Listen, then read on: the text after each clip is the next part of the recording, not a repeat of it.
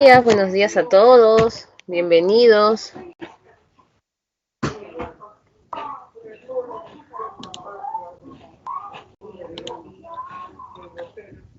¿Cómo estás, Jean Paul, Delia, Eduardo?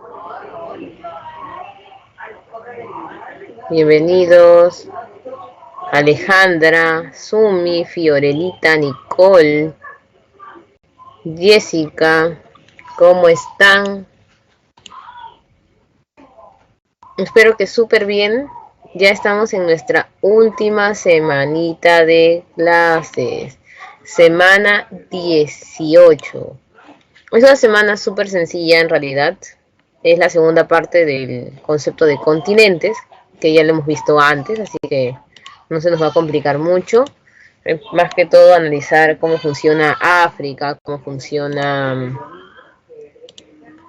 el concepto de Oceanía, Europa, que es uno de los lugares que más conocemos, pero que a veces suele generarnos algunos problemas o inconvenientes, ¿no? Porque los lugares tienen más nombrecitos, los ríos, y es un poquito más de dato de repente que desarrollar en Europa. Y por el lado de cívica, trabajaremos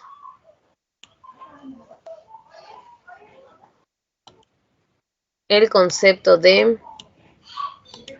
defensa nacional, que también es súper interesante. Muy bien, ya estamos listos entonces para desarrollar nuestra clase el día de hoy y preguntarles algo muy sencillo, y es lo siguiente. ¿Tú crees que... y al final también, me estaba olvidando, desarrollamos de repente las preguntas del examen de admisión. ¿Vieron esta semana el examen de admisión, chicos? ¿Estos dos exámenes que vieron lo revisaron? A ver, cuéntenme. ¿Los vieron o no los vieron?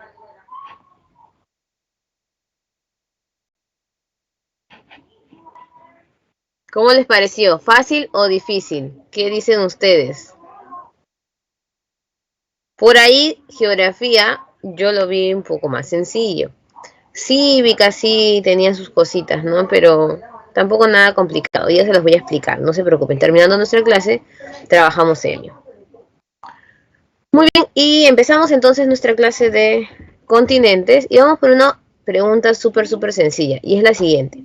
¿África para ti es un continente pobre o rico?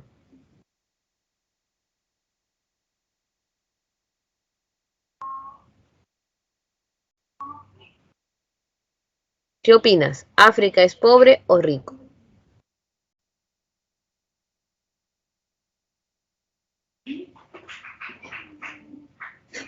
La mayoría piensa que es un continente pobre por la población, pero nos vamos a dar cuenta que a su vez también es conocido como un continente rico en recursos. ¿Cómo un continente con tantos recursos puede tener algunos problemas con su población? Y es por una falta de conocimiento de los lugares, del valor de los recursos y un aprovechamiento también que tienen quienes, obviamente los países colonizadores de varios lugares africanos.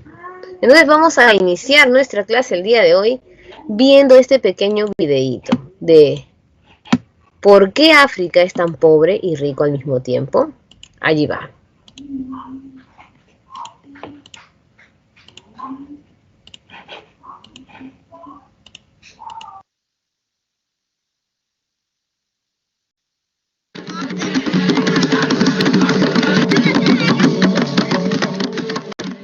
¿Por qué África es tan rico y a la vez tan pobre?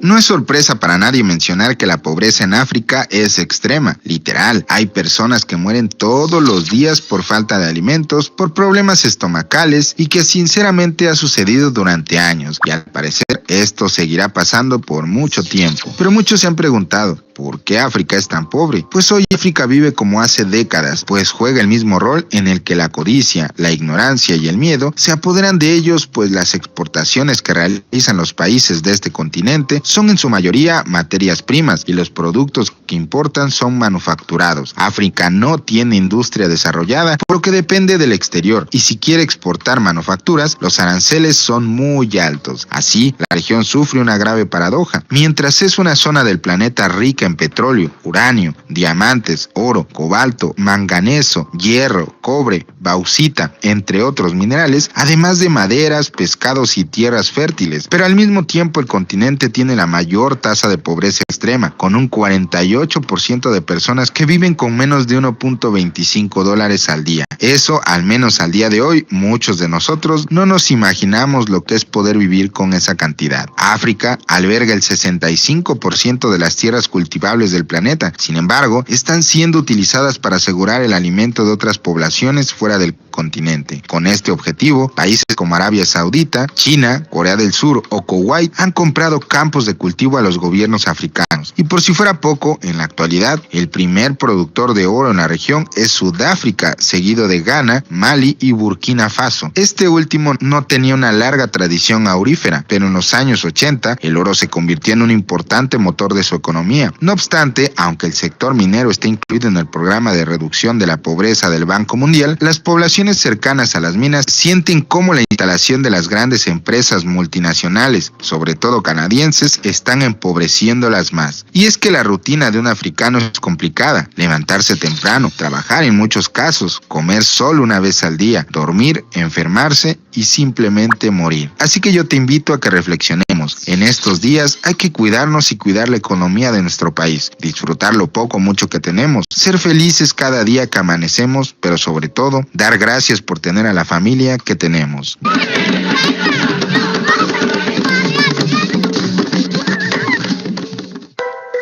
Yo soy el Chico Viral. Hasta la próxima.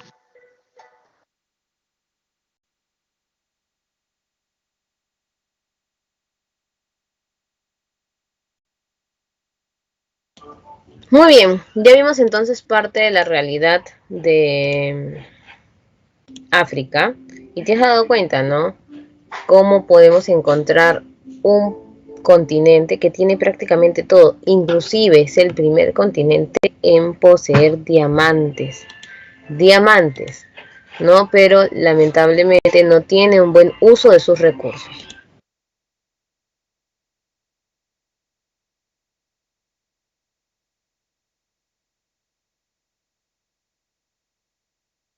Así que vamos a comenzar entonces.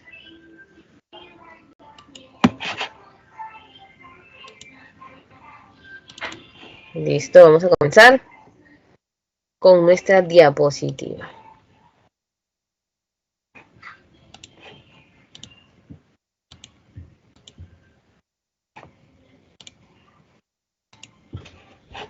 Continentes: África, Europa y Oceanía. Ahí está, mira, África. Le dicen la botita. También es conocido como un continente estratégicamente ubicado. ¿Cómo es eso? Vamos a encontrar, voy a ponerlo en grande para que pueda escribir sobre el dibujito. Ahora sí.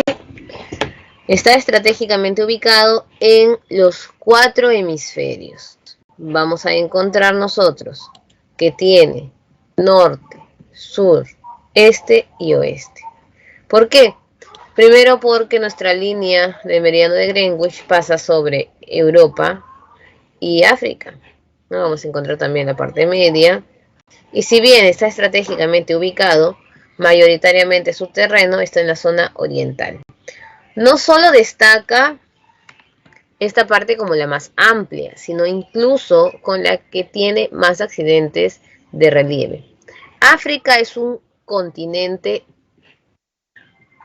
regular en orografía, es decir, casi uniforme. Es un relieve casi uniforme, es un relieve regular. ¿Por qué?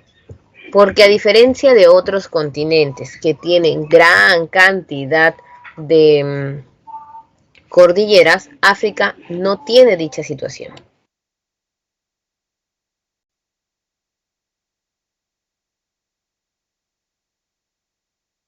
Por otro lado, vamos a encontrar en el caso de África, en su término, ¿no? África, ¿qué significa? Sin frío.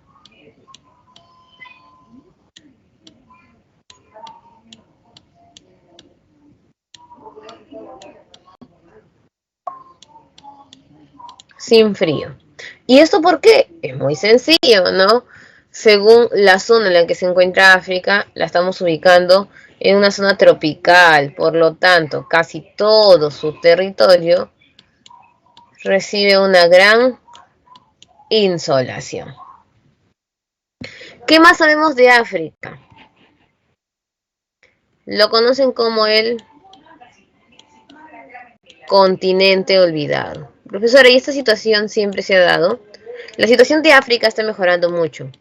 A como era antes, ya tiene incluso más participación en el ingreso económico del mundo. Es decir, está aportando también más cantidad de dinero como lo hacen otros continentes, pero todavía pues le falta trabajar esto un poquito más, ¿no? A diferencia de lo que sucede con otras zonas. Después, en el caso de África, vamos a encontrar como fronteras la zona del Mediterráneo. Esta zona es una de las más ricas. ¿Por qué? Porque los países que están al norte de África tienen la suerte de coincidir con Europa y con Asia.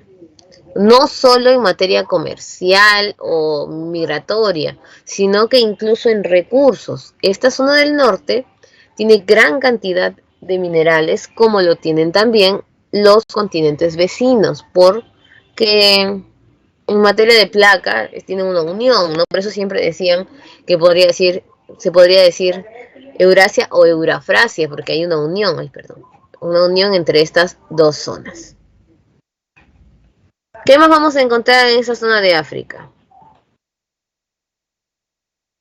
La cercanía con el Mar Rojo, el Océano Índico, una de las zonas contaminadas también, la confluencia de océanos y el Océano Atlántico. Entonces, si tuviese una mejor producción o trabajo industrial, África sería un continente estratégicamente posicionado. Aquí ves todos los países y vamos a encontrar la isla de Madagascar, conocida como una de las más biodiversas del planeta.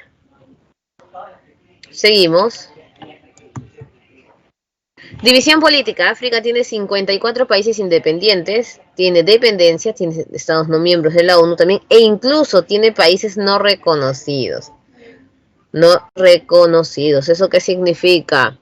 Por ejemplo, Somalilandia quiere separarse de otros estados, pero estos estados no lo han aceptado. Entonces ellos se reconocen a sí mismos como independientes, pero los mismos estados en donde están ellos integrando no lo hacen.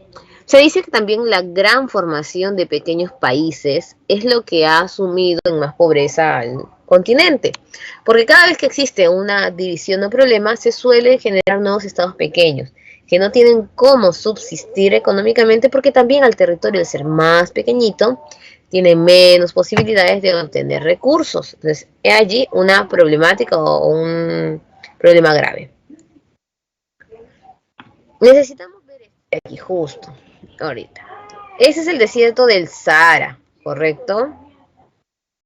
Ya. Vamos a dividir un margen de dos zonas. El Sahara y lo que está debajo del Sahara. Ahora, llevamos por esta imagen y es similar. ¿Cuál es el tema de dividir estas zonas? Ya.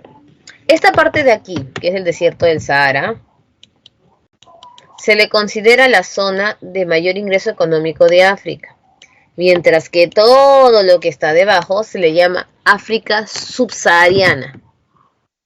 África subsahariana.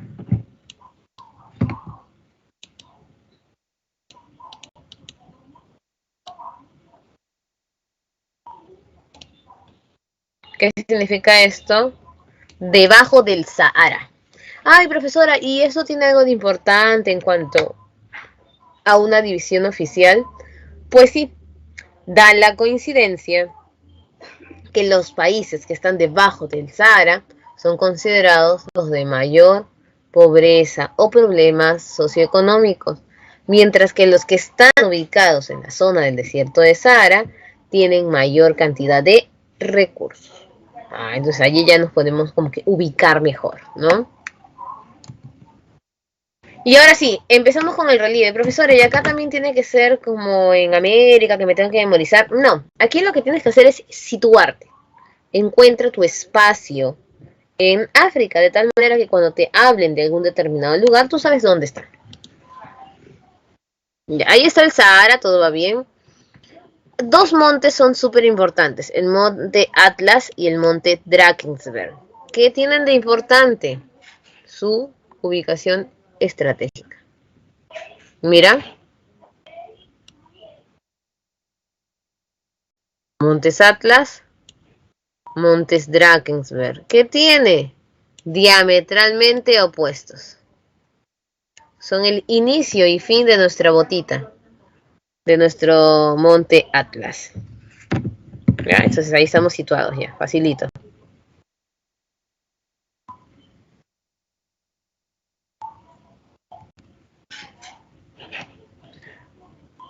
Macizos, Agagar y Tibesti. ¿Qué tienen estos macizos de importante? Fácil.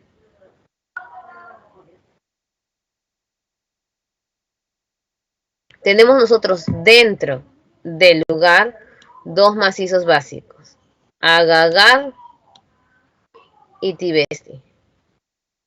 Es extraño encontrar macizos amplios o grandes en un desierto. Pues, ya sé dónde están. Listo. Nos seguimos ubicando. El monte Kilimanjaro es el punto más elevado del continente y Kenia está al costadito también considerado como uno de los más elevados. Y es allí donde vas a empezar a situarte en esta zona. Yo te dije que la parte más larga no solo es importante por su extensión, sino por su relieve. Toda esta zona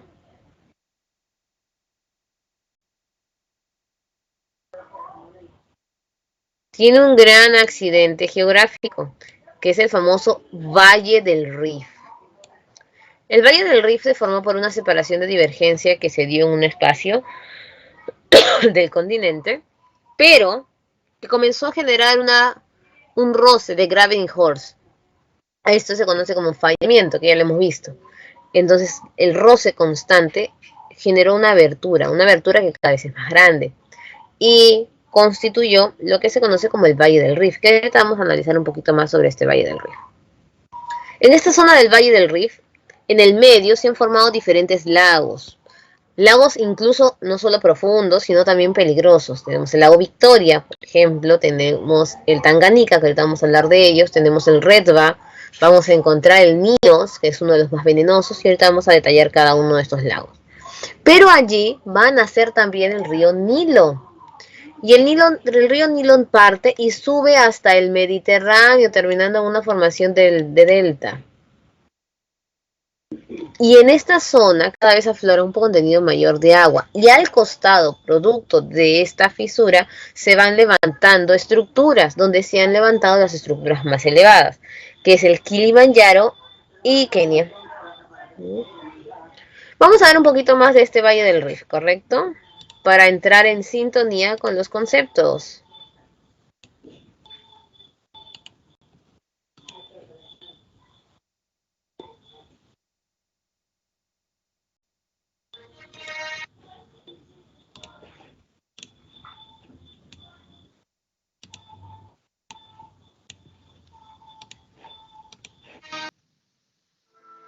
Esto es el Valle del Rift.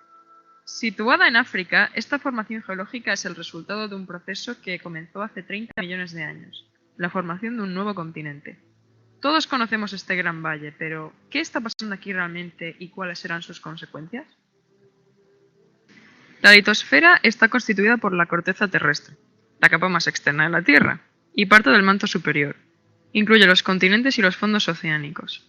Está dividida en fragmentos, denominados placas litosféricas, que interactúan entre sí y han cambiado de tamaño, forma, número y posición a lo largo de la historia.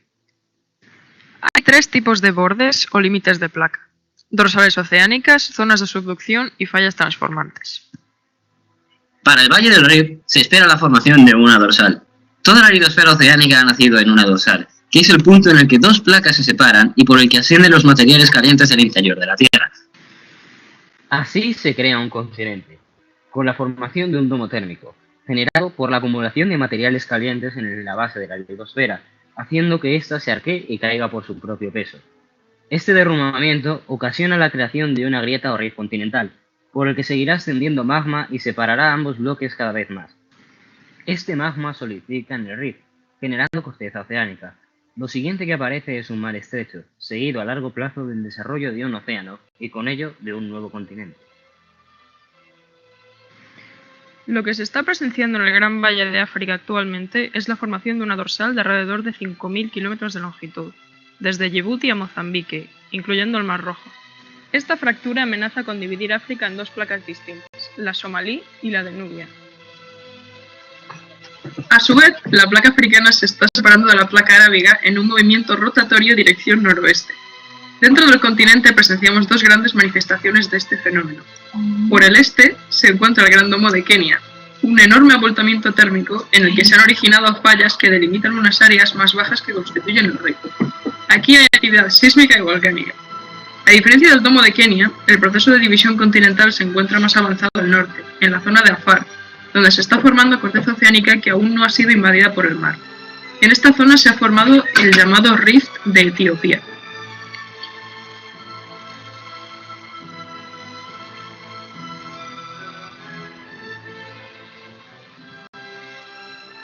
Lo que se prevé para un futuro de millones de años es, aparte de la desaparición del mar Mediterráneo, una alteración en el clima y la fauna debido a la forma que obtendrá la placa africana.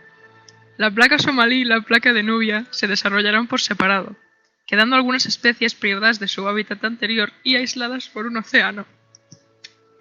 ¿Serán correctas estas predicciones?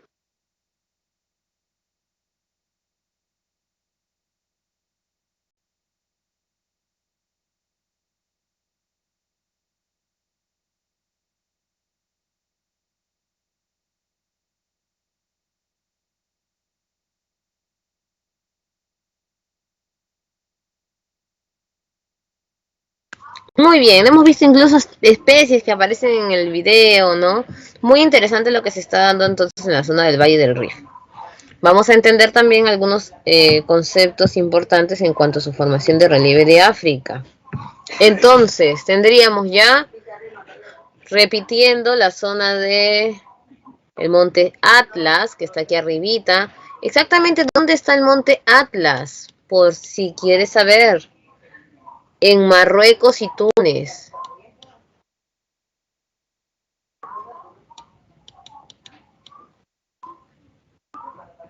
Marruecos y Túnez.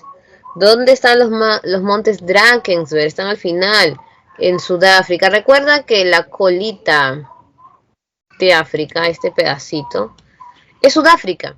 Y lo vas a reconocer además porque casi todos los términos o lugares que pasan por allí tienen nombre en inglés, porque Sudáfrica habla inglés e incluso, como dato importante de este país, Sudáfrica tiene 3 capitales. Una capital para cada poder del Estado. Una capital ejecutiva, legislativa y judicial. Muy bien, luego encontramos nosotros los macizos de Agar y Tibesti, que ya los hemos ubicado dentro del desierto del Sahara. El Kilimanjaro, que ya mencionamos también, exactamente dónde está. En Tanzania, esa zona es Tanzania. Tanzania. Kenia, aquí está también muy cercano a Kilimanjaro, es en el mismo lugar. Viene la meseta de Adamawa. Aquí está, mira, la meseta de Adamawa, muy pegada hacia el Golfo de Guinea, entre el río Congo y el río Níger. Exactamente donde encontramos la meseta de Adamawa, en Nigeria y Camerún.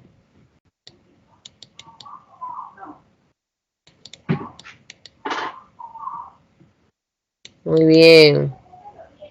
Otra de las mesetas importantes, bueno, tenemos ahí Ubangi, que está al costado de Adamawa. Tenemos la meseta de Darfur también. Tenemos la de Bie, acá estamos. Katanga, muy cercana a la zona de Sudáfrica. La meseta de Darfur casi es toda la parte del centro, ¿no? Y empezamos con los desiertos. ¿Qué vamos a hablar de los desiertos? Vamos a borrar un poquitito para podernos guiar.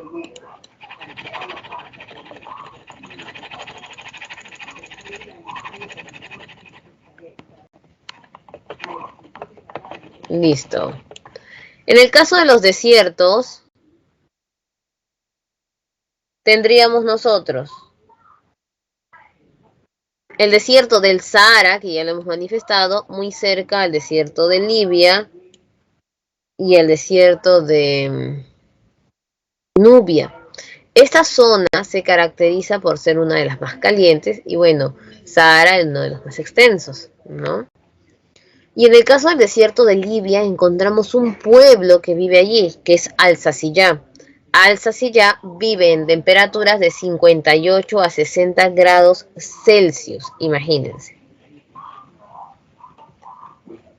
Kalahari está para el sur, en la zona de Sudáfrica. Y en el caso de las penínsulas, tenemos la península somalí y la península del Cabo. Obviamente, la más mencionada y la más recordada es la península del Cabo, ¿no? Acá está la península de Somalia, ya ubicada justo para el lado de las islas. Las islas son las que tienen más dinero. Y el canal de Suez o Istmo de Suez, que es la unión con África, con Europa, y es una zona comercial, por eso el nombre de canal o transformación del famoso Istmo de Suez. Listo. Vamos con hidrografía. Nilo era considerado el río más largo por mucho tiempo, hasta que se le encontró una mayor extensión al río Amazonas, también por su cantidad de afluentes que tiene, y efluentes incluso. El río Congo está para aquí, en la zona del Golfo de Guinea, para este lado occidental. Orange, ya te dije, términos en inglés, Sudáfrica, está en la zona sur de África, obviamente. Tenemos el Níger, que termina justo en el Golfo de Guinea, y el Senegal en la zona de Cabo Verde. También tenemos el Zambeze, uno de los más recordados, en la zona del estrecho de Mozambique, cercano a la zona de Madagascar. ¿Listo? Hasta ahí vamos bien. Pero vamos a hablar un poquito de sus lagos, que es lo que más destaca. El lago Victoria, aquí está, es el tercero más grande y uno de los más profundos. Pero si hablamos nosotros de profundidad, destacaría el Tanganika, después del lago Baikal, en Asia. Malawi o Nyasa, acá está, es conocido como el lago que tiene la mayor cantidad de peces. Y vamos a encontrar justo en esta zona también dos lagos importantes. El Nios, que no es el mismo que el Nyasa, que es considerado el lago más venenoso, porque está dentro de un volcán. Este lago venenoso emite sustancias desde la zona del volcán que pueden afectar a amplios kilómetros alrededor. E incluso en una de sus últimas emisiones acabó con la vida de gran cantidad de animales de valles cercanos, animales de ganadería, e incluso afectó a muchas personas. Pero otro de los lagos reconocidos aquí es el lago Redva, conocido como el lago de la mayor cantidad de sal.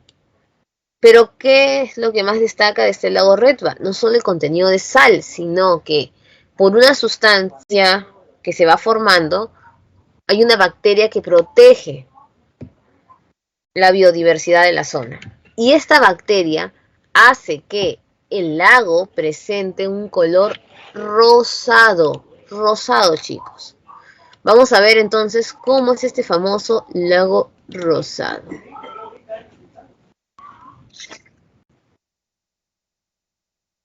La cantidad exacta.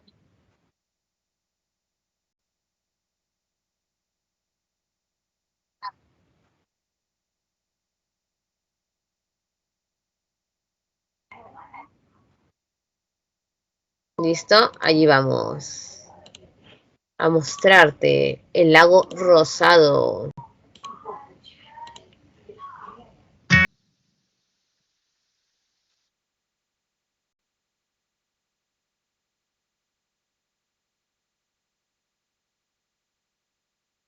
Muy bien, chicos. Y encontramos entonces aquí grandes maravillas en formación hidrográfica. Incluso en orografía creo que lo del Valle del Rif es muy mencionado. En los exámenes también hablan de esta zona, más que todo por su formación de la geodinámica.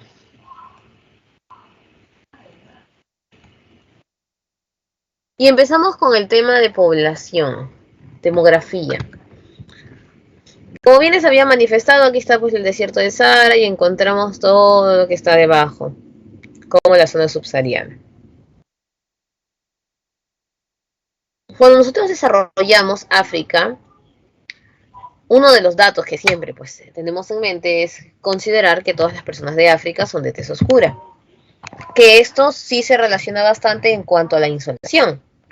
Pero sin embargo, existe parte de la población que es de tez más clara. Y esto es por su cercanía a la zona de Asia. ¿Correcto? Por otro lado, encontraríamos también, en el caso de la población africana, un cúmulo de enfermedades que se han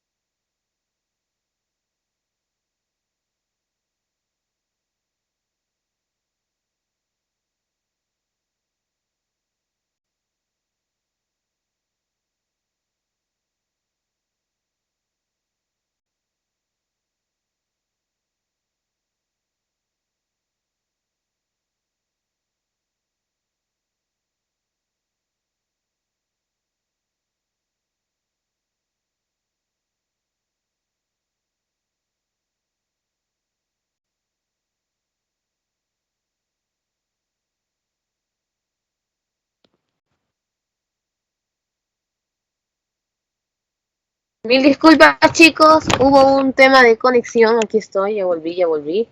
Ya continuamos aquí para nuestra clase, perdonen. Ahorita retomamos estos minutos.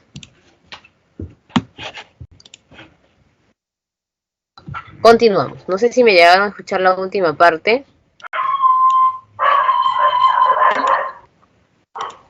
Listo. Volvemos a retomar de todas maneras esta partecita. Como les estaba diciendo, voy a apagar otra mi cámara también parece que la señal se está yendo un poco para que no nos afecte.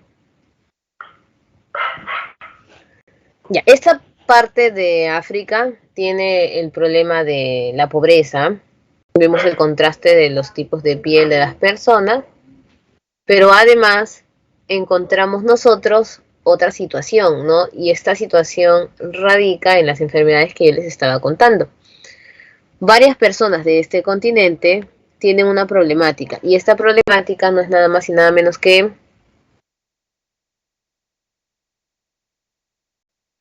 el ébola.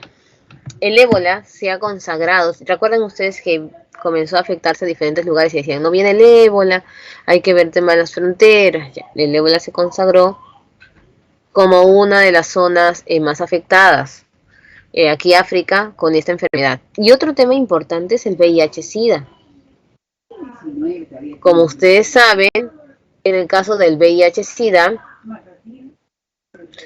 destaca en grandes partes, especialmente en Sudáfrica. Dicen que gran cantidad de personas de África tiene VIH.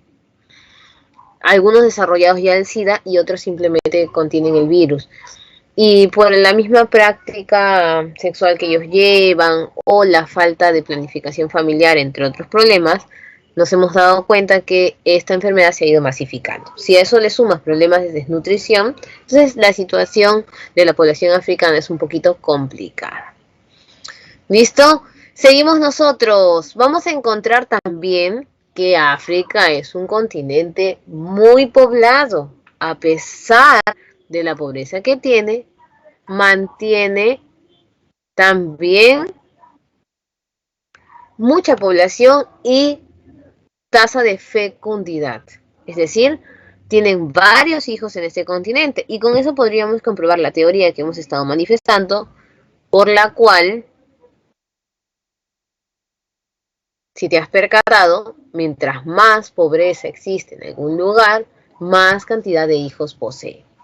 Ellos lo utilizan también para el trabajo del campo. Y acá viene otra situación importante. África es uno de los continentes que tiene la tasa de mortalidad infantil más elevada. Entonces, ¿cuáles son los países más poblados? Tenemos Nigeria, Etiopía, Egipto, como los que tienen más población.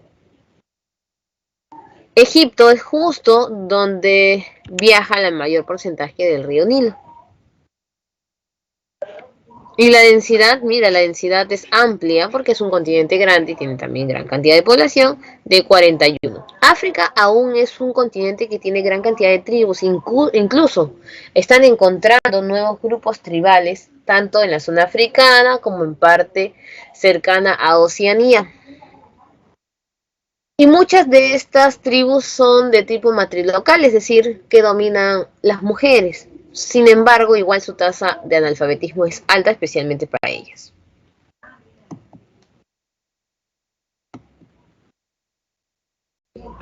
La esperanza de vida, la esperanza de vida aún es baja, ¿no? Tú dices, profesora, 60, pero te cuento que la esperanza de vida hace unos años era 50, entonces África ha mejorado mucho. ¿Y cómo ha mejorado? Se unificó en la conocida Unión Africana. Profesor, igual que la Unión Europea, no, hay una diferencia, ¿no? La Unión Europea es más que todo para un desarrollo económico mayor el que tienen y una subsistencia económica, mientras que África es una ayuda para que algunos países puedan ir saliendo de la pobreza. La esperanza de vida más alta es en Argelia, Túnez, muy cercano, pues obviamente, a Asia, zonas petroleras, y la más baja, por ejemplo, República Centroafricana con 53. Mira, tienen la tasa más baja de países en el tema de esperanza de vida.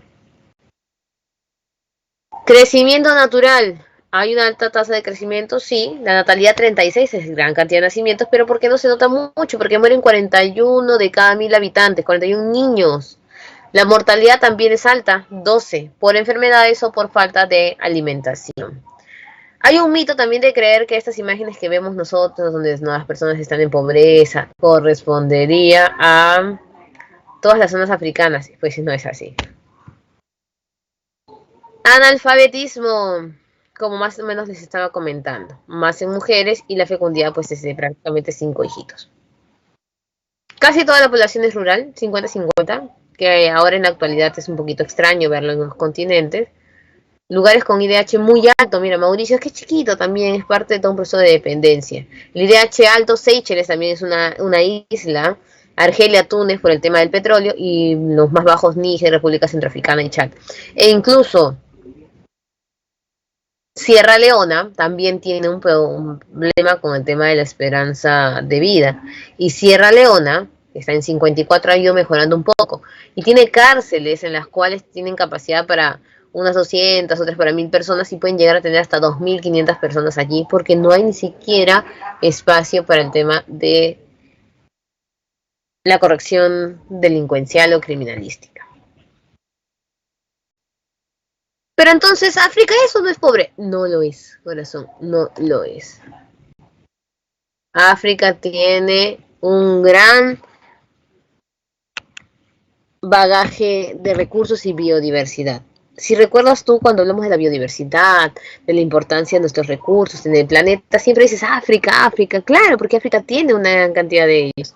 En agricultura, lamentablemente la agricultura es de subsistencia. ¿Eso qué significa? No hay la producción industrial. Al no haber industria, no pueden desarrollar más su economía. Profesora, pero yo he visto que sí hay plantas exportadoras. Aquí tiene el problema, a cargo de multinacionales. No siempre empresas de ellos, o a veces de los países que tienen más dinero, comienzan a comprar las tierras. Hay café, algodón, cacao. ¿A qué se parece África? Al cultivo de la selva. Minería, ese es el boom. Mira la cantidad de recursos que tiene. Diamantes, oro, petróleo. ¿Y dónde está, profesora? Siempre son las mismas países los que hacen el uso de estos recursos y en el caso de los diamantes, no te imaginas, pues, a veces ellos lo intercambian por comida, lo colocan en trajes porque es parte de su expresión cultural. Y mira la tierra del café, esta isla es muy famosa, claro, la isla de Madagascar, ¿no? Y la isla de Madagascar es considerada uno de los terrenos que tiene mayor cantidad de especias. Vamos a encontrar vainilla, vamos a encontrar también café, encontramos algunos recursos de sabor o de plantas de sabor para la comida, pimienta, canela, pero esta zona era considerada una de las que tenía mayor superficie boscosa y por el tema de la plantación y utilización del café se ha ido degradando, poniendo en peligro hasta algunos animales. Antes de pasar a Europa, quiero que vean al lémur, que creo que todos en algún momento hemos escuchado de él. Me van avisando, chicos, si todo se escucha bien, si el sonido, por favor, si en algún momento no me escuchan, porque estoy con los datos del celular por el tema de que se fue la señal, ¿no? Por si acaso me van avisando.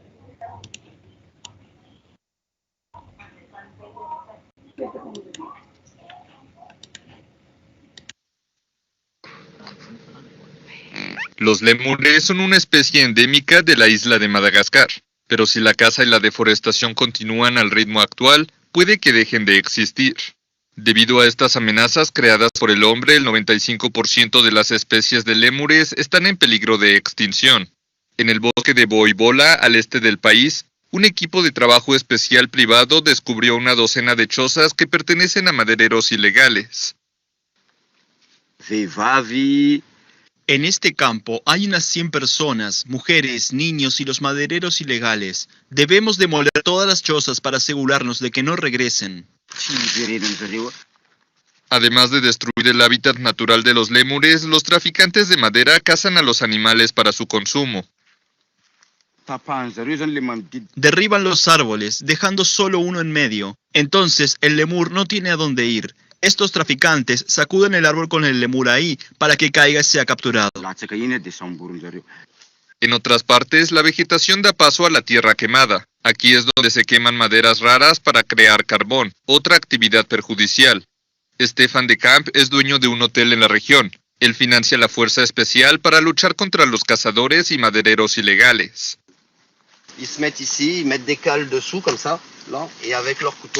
Se ponen aquí, ponen cuñas por debajo así y con el cuchillo quitan los ladrillos que vemos allí, así todo el tiempo. De hecho, lavan el bosque.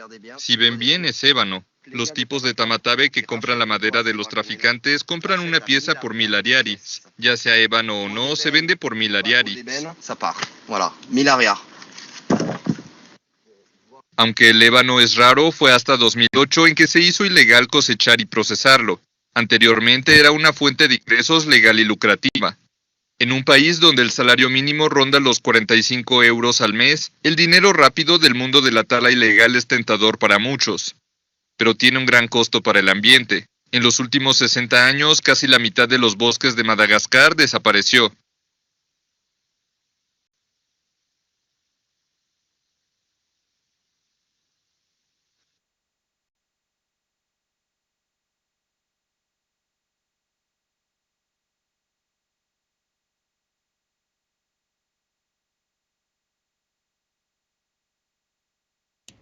Muy bien, chicos. Entonces ya hemos visto la problemática que tiene Asia.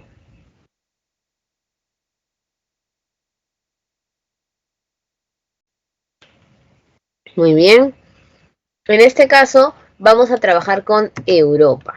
Europa es un continente distinto, ¿no? Por ejemplo, vamos a presenciar un video después sobre el tema de la delincuencia aquí en América Latina. Y te vas a dar cuenta que los problemas de delincuencia cada vez aumentan en nuestra zona. Pero si tú vas a Europa, la realidad es diferente.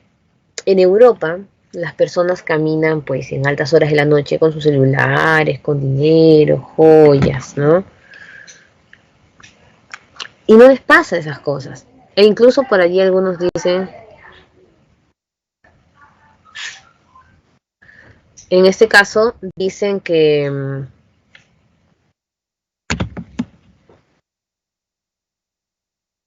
ellos ya han cerrado las cárceles. No tienen cárceles. Dinamarca, Suecia, Suiza han comenzado a cerrar estos lugares. Y tú dices, profesora, ¿pero por qué?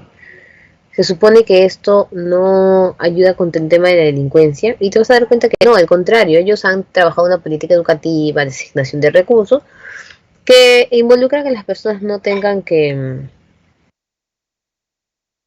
entrar en actos delictivos. Tienen algunas para ciertos delitos, pero no son tantas.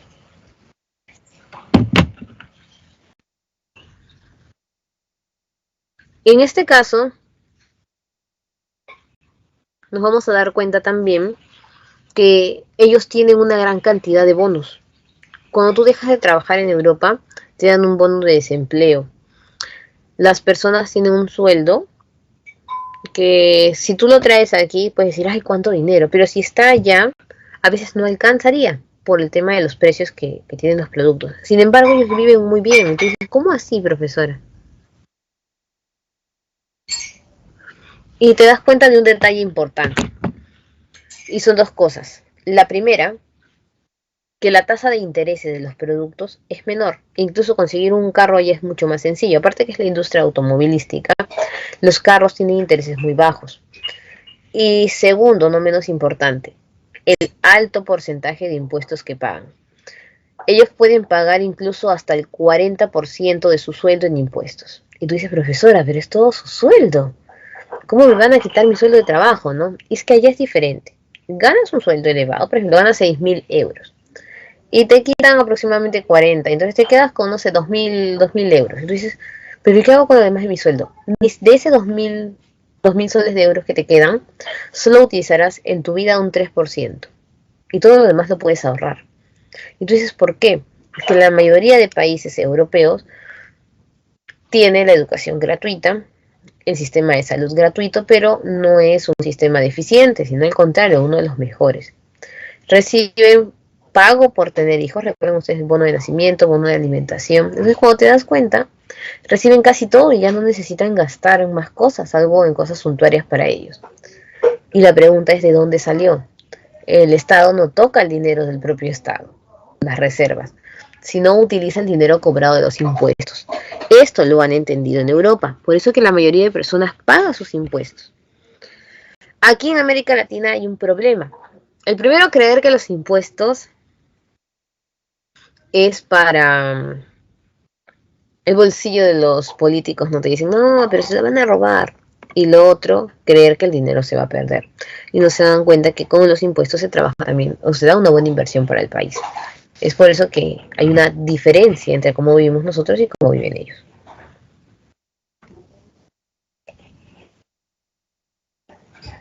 Muy bien, ahora sí, luego de haber dado esta introducción importante sobre Europa, pasamos a ver ya el plano continental, ¿no?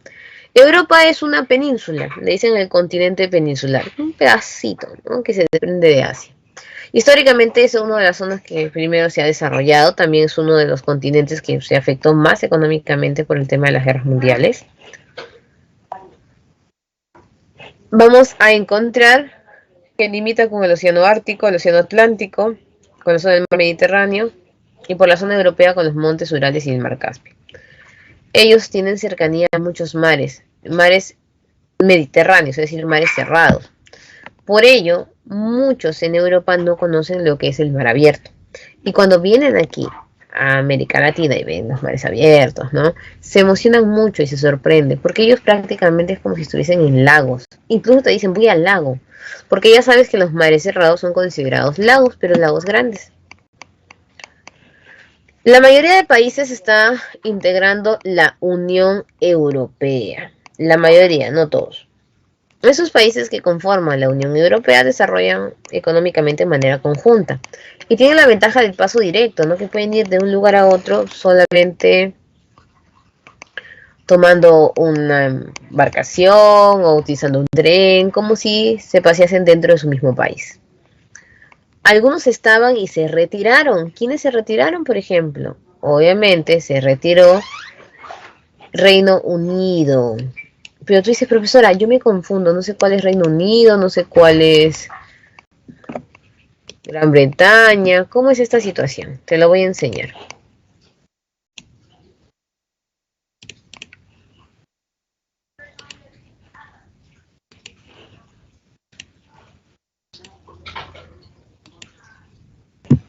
Y encontramos entonces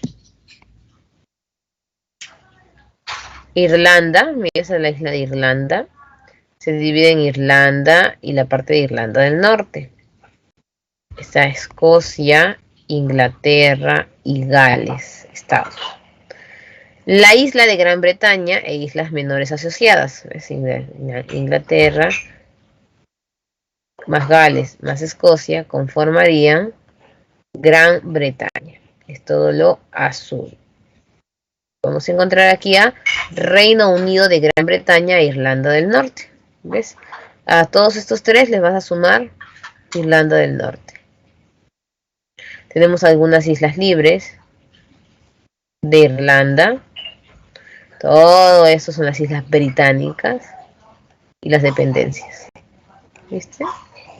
Entonces, cuando trabajas Gran Bretaña es de manera geográfica, porque están juntos y ese está separado. Entonces tú dices geográficamente Gran Bretaña. En materia legal o de Estado, desarrollamos Reino Unido, que es la parte azul.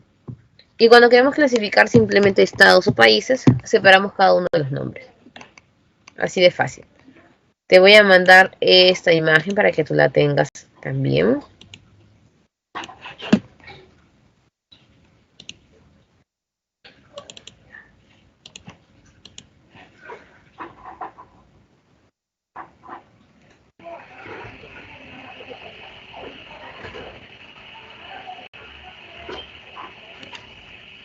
Muy bien. En este caso tendríamos los espacios conformados como la Unión Europea y la zona euro, que usualmente se le conoce a las otras partes. Destacamos aquí diferentes espacios. Vamos a ver si los podemos ver acá. No, acá, aquí. Voy a colocarlo también en grande. ¿Listo? Estos tres países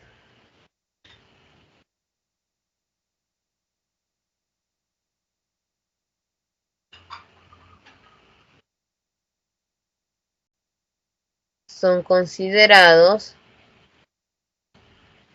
los que tienen el IDH alto, es decir, el más elevado de todos. Con eso me refiero a muy alto, ¿no? Pero el más alto de todos, casi llegando al índice perfecto. Se le conoce como los países nórdicos europeos o también como los países escandinavos, porque se encuentra en la península escandinava.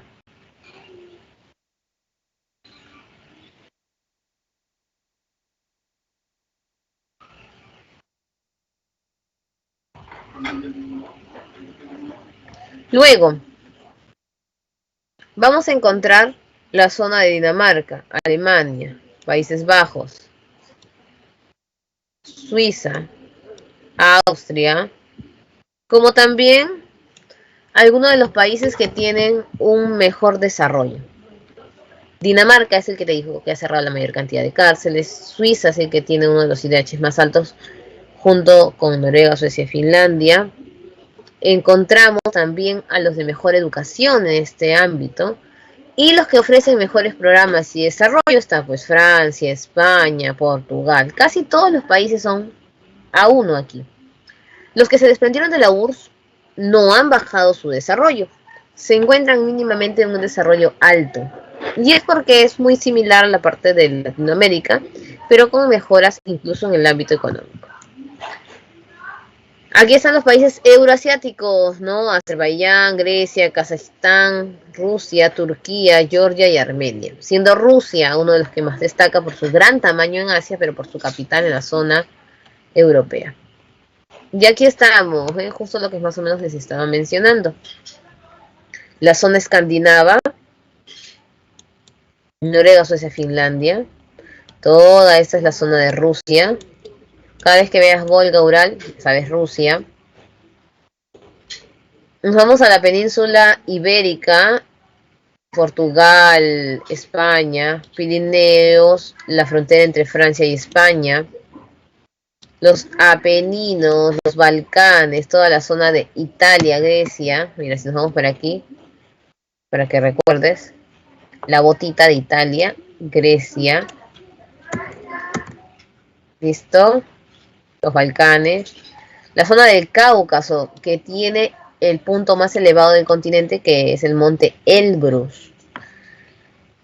Los Alpes europeos, si tú los comparas aquí en esta zona, ves la zona de Alemania, de Suiza. Y también encontramos pues la Gran Llanura, donde están las praderas ganaderas. Yeah. Si nosotros lo comparamos por tipos de cordillera, los montes Urales, que es frontera, más los montes escandinavos, son considerados las cordilleras prealpinas. Mientras que todas las que están debajo se les considera las cordilleras alpinas. Europa es una gran península, pero prácticamente es una península de penínsulas, porque tiene bastantes penínsulas. Mira, ahorita vamos a reconocerla, vamos a borrar lo que hemos hecho en escrito para que no te confundas.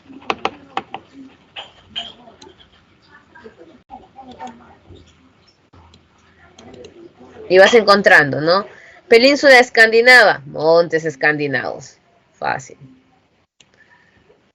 Otra de las más conocidas, la península ibérica, los Pirineos, España. Itálica, Apeninos, Italia. Balcánica, los Balcanes. Es súper fácil, la zona de Grecia, los que te estaba mencionando de Serbia. Y la Jutlandia, la península Jutlandia.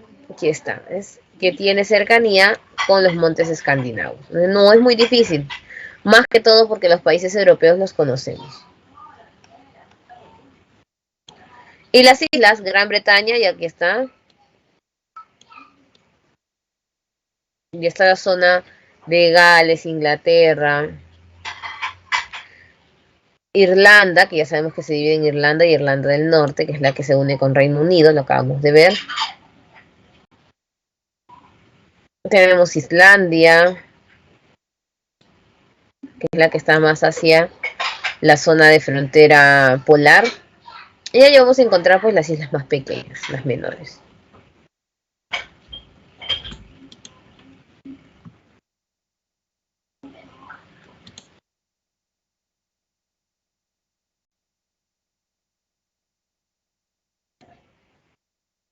Tenemos aquí los ríos. Profesora, ¿y cómo me aprendo estos ríos?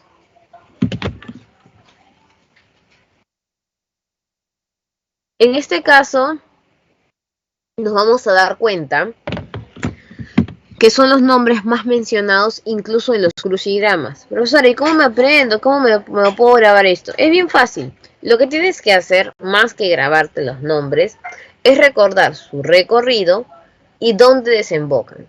Para eso, viendo el mapa, te vas a situar. Entonces tú dices, debajo que está el mar Mediterráneo.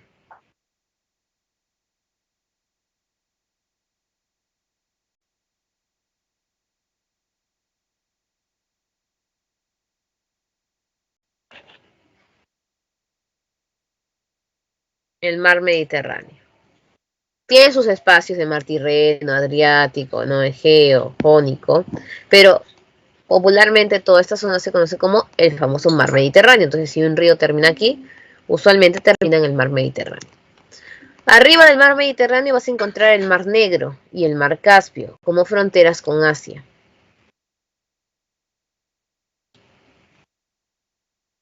¿Listo? Debajo de la península escandinava el mar Báltico. Y al costado el mar del Norte. Muy arriba el océano glacial ártico. Ya, entonces, en base a eso vamos viendo sus desembocaduras, ¿no? Las zonas donde se dan. Y empezamos con el más importante, el Danubio. El Danubio nace en la zona final alemana, nace en la zona de Alemania, y recorre todo el extremo sur del continente hasta llegar al Mar Negro. Es considerado el río más límpido y comercial y más importante de Europa. Incluso artistas en pinturas, esculturas, han dado siempre una alusión a este río. E incluso hay canciones, por eso cuando las personas están en un evento importante, escuchas el Danubio Azul. Ya está. Básico. Otro importante para la zona de Reino Unido es el Támesis, ¿no? Y el Támesis, que está en Inglaterra, termina hacia el Mar del Norte. Danubio Negro, Támesis del Norte. ¿Qué te dije? Todos los que escuches de Volga Ural, Rusia. Y cuando escuches Rusia, te vas de frente al Mar Caspio. Caspio. Listo. Seguimos. ¿Cuáles son los otros importantes? Bueno, casi muchos ríos pasan por la zona alemana, ¿no? Ahí está el Rin, por ejemplo, en cercanía al Elba, que también pasa por la zona de Alemania, pero Alemania y República Checa, mientras que Rin. Esto es un poquito más centrado hacia Alemania. Ellos se van para el Mar del Norte. El Sena también pues es muy famoso y el Sena lo vamos a encontrar para la zona de Francia. El Ebro para la zona de España y el Po para la zona de Italia. Pero los que tú tienes que mencionar más, Rin, Támesis, Po, Danubio, Volga y Ural. Y ahí está, súper fácil. Población. ¿Cómo es la población europea? Europa tiene un problema, que es considerado el continente viejo. ¿Qué significa el continente viejo? Que la población envejece, porque no hay muchos nacimientos. Es un continente denso, no significa que está sobrepoblado, pero ¿por qué es denso? Porque es chiquito, entonces al ser chiquito y tener una gran visita de inmigrantes, entonces comienza a tener algunas zonas de tugurización. Los países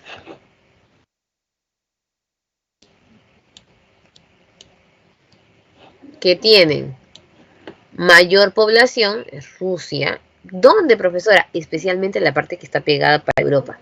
Porque te cuento que la otra parte de Rusia tiene la mayor cantidad de pueblos fantasmas, es decir, vacíos. No hay personas muchas ahí. E incluso ahí es donde te pagan para que vayas a vivir. No solo te pagan por tener hijos, sino para que vayas a vivir. Porque las bajas temperaturas ocasionan que las personas huyan. Islandia, la que estaba arriba, ¿te acuerdas? Islandia acá está. Es considerada la zona que no tiene mosquitos. No, es el lugar que tiene la menor cantidad de insectos. Incluso. Alemania es otro de los países que tiene mayor población y Francia, ¿no? Incluso cuando uno piensa de repente ir a Europa, piensa en Italia, pero como puerta para llegar a Alemania y Francia, que es lo más común. La densidad poblacional está mayormente en la zona de Mónaco, en Islandia, por el tamaño pequeño que tienen. Mónaco es uno de los estados más pequeñitos que está para la zona de Francia. Al igual que el Vaticano, que está en Italia, pero es una zona más que todo religiosa. La mayor densidad Mónaco y la menor densidad Islandia. La que casi no tiene personas. ¿Por qué? Por el frío. La esperanza de vida de Europa es la más alta, ¿no? También por todos los programas que tienen, cuidado. Dicen que es el continente que no solo tiene personas de la tercera edad por el hecho de que no quieren tener hijos, sino que además es el continente que cuida a las personas de la tercera edad. Dice que el único lugar donde una persona de la tercera edad puede vivir bien es en Europa o en las zonas de Norteamérica. Tienen muchos programas para protección al adulto mayor. Zona Euro 82 y la zona europea 80, la Unión Europea 80. Mira, San Marino 85, Suiza también, que es considerado uno de los mejores países en programas, 84. Y Moldavia, que es la más baja en teoría, pues 72, que tampoco es que sea muy baja. Tasas de natalidad, este es el problema. Profesora, y por pandemia, la pandemia ustedes saben que va a cambiar muchos factores, pero hasta ahorita, según los últimos estudios realizados, los últimos censos, la natalidad de Europa es de 11 y la mortalidad también es de 11, lo que da 11 menos 11 es 0. ¿Eso qué significa? Que no hay crecimiento. Hay nacimiento, sí, pero no hay crecimiento. La fecundidad es baja de 1.6. Hay lugares en que no quieren tener hijos, por eso les pagan por tener hijos. Y los que suelen aprovechar estos programas son más que todo inmigrantes, asiáticos, africanos. Latinoamericanos no tanto, ¿va? Porque el latinoamericano, a pesar de que tiene una cultura tradicional, también tiene esta mentalidad de no tener muchos hijos. E incluso uno de los prototipos principales físicos del europeo es el latinoamericano. Su sueño es casarse con latinoamericanos. Es más sencillo para una mujer latinoamericana formar familia en Europa que para un varón, porque la mayoría de mujeres pues tiene una mentalidad distinta al tema tradicional de familia. Mayoritariamente la zona es urbana y rural es poco, pero aquí hay una diferencia, ¿no? Vivir en una zona rural europea no es vivir en una zona pobre. Incluso todos los animales tienen hasta calefacción para el tema de las bajas temperaturas. Entonces todo ahí es cuidado. IDH muy alto. Noruega, el más alto del planeta, es considerado ya hace más de 10 años, o aproximadamente 15 años, como el país perfecto para vivir. Noruega, luego está Suiza, Irlanda, que tienen también poca población, ese es un punto importante. Moldavia, Azerbaiyán y Ucrania. Y los países nórdicos, Noruega, Suecia, Finlandia, Suiza, son considerados los de mejor educación del mundo, los que tienen la prueba PISA más elevada. Y tú sabes, pues el sistema educativo de Finlandia no tiene cursos básicos, más que todo es un trabajo en conjunto. Y en el caso de Finlandia, no toman exámenes, todos tienen ingreso directo a diferentes lugares, hay programas de formación, es muy interesante. Incluso para ser docente allá tienes que tener hasta 3 carreras, por eso es considerada la carrera donde más pagan. Y vamos a ver un poquito de Noruega. ¿Qué tiene Noruega que no tengamos nosotros? ¿Por qué todos quieren vivir allí? Te voy a mostrar un poquito nada más.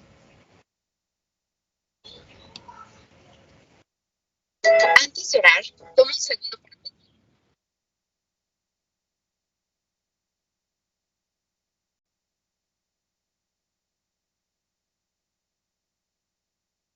para desarrollo. Sin embargo, ahora es momento de analizar el éxito del país más desarrollado del planeta, Noruega.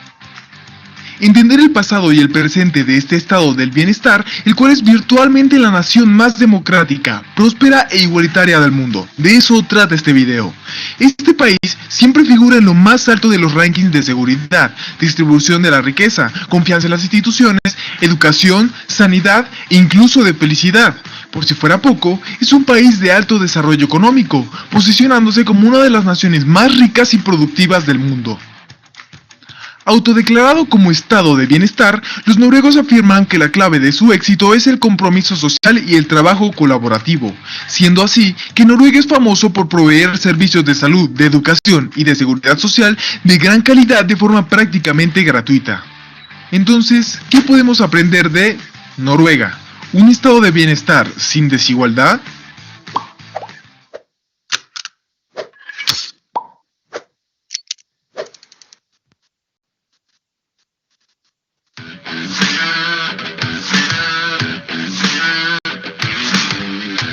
Estado providencial.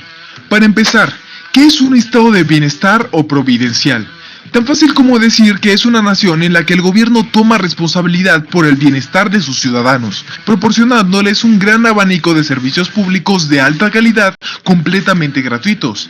Así sucede en Noruega, pues toda una amplia red de seguridad social es pagada en gran mayoría por el Estado. A ejemplo de ello, Todo en el sistema de educación es 100% gratuito, desde educación básica como primaria y secundaria hasta los niveles superiores en la universidad. Los padres en ningún momento tienen que pagar un céntimo por la educación de sus hijos, y menos por el material de trabajo.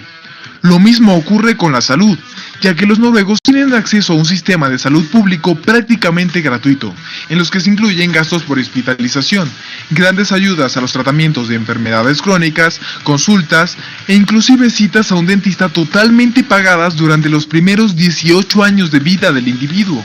Y la lista sigue, como la atención gratuita a embarazadas antes y durante el parto, chequeos médicos periódicos a todos los niños y adolescentes y asistencia médica a personas mayores y con discapacidades. Pero hay muchos más beneficios a destacar en el ámbito del empleo. En Noruega, la NAV, o Agencia Nacional para el Empleo y la Protección Social, lleva a las personas desempleadas a cursos de capacitación, actualización y potenciación de habilidades para que puedan encontrar empleo más fácilmente. Además, los asiste con ayudas económicas muy generosas por hasta 2 años. Eso sí, con la condición de que el ciudadano se esfuerce por conseguir trabajo. Los salarios en este país son altísimos. En promedio, los noruegos ganan más de $70,000 al año, mientras que en México y Chile, por ejemplo, los ingresos promedios son de $6,000 y $12,000 respectivamente. Además, el gobierno de Noruega incentiva a las empresas a que ofrezcan cursos de informática u otros a sus empleados. Como puedes ver, el estado de bienestar o estado de providencia noruego se fundamenta en una gran red de seguridad social. Pero, ¿y cómo es financiada? Muy sencillo, con altos impuestos a las empresas y trabajadores. Así es, Noruega es uno de los países con las tasas de impuestos más altas del mundo. En promedio, los noruegos pagan casi un 30% de su salario en impuestos, mientras que en Chile, por ejemplo, solo se paga un 7%, como promedio.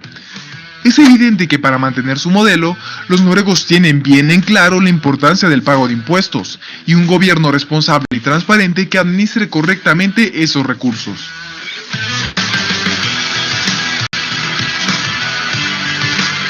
Igualdad. Hay algo muy importante que mencionar y tienen que tener mucho cuidado.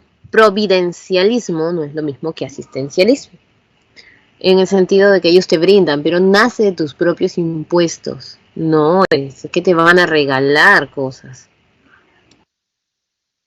Igualdad e igualdad. Sin embargo, el estado de bienestar es solo uno de los factores del éxito de la sociedad noruega. Antropólogos, políticos y expertos en Noruega afirman que la principal raíz del gran desarrollo de este país es el arraigado compromiso social y de colaboración de los noruegos.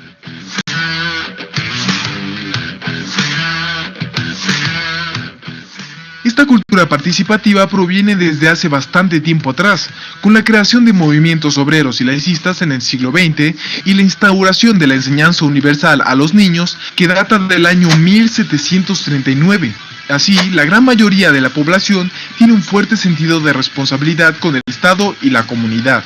A ejemplo de ello, está el hecho de que en Noruega el salario mínimo no está estipulado en la ley.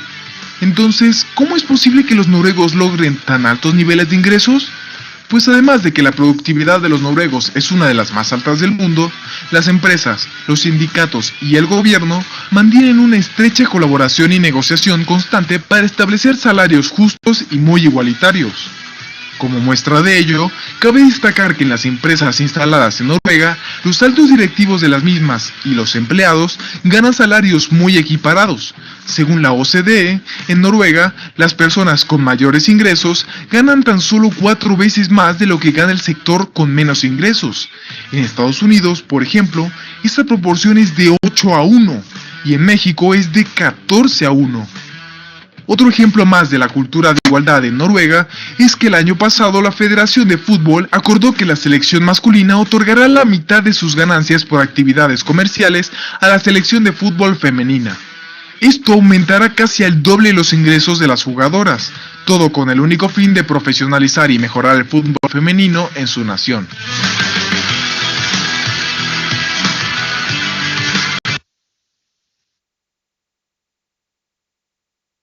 Muy bien, y así podríamos seguir analizando varios factores.